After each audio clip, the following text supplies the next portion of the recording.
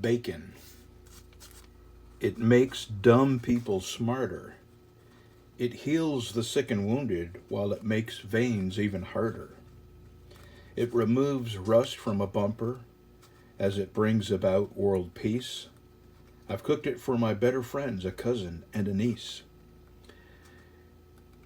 It cools you on a summer day. It warms you when you're cold. Sizzling bacon in a fry pan is a sound that don't get old. It's packed with all the vitamins a healthy body needs. It makes folks use good manners like thank you, ma'am, and please. Honesty's important when describing how I feel, so I truly think that bacon should be served at every meal. I didn't always feel like this. In fact, those days were wasted. I wonder if pigs would eat themselves if they knew how good they tasted.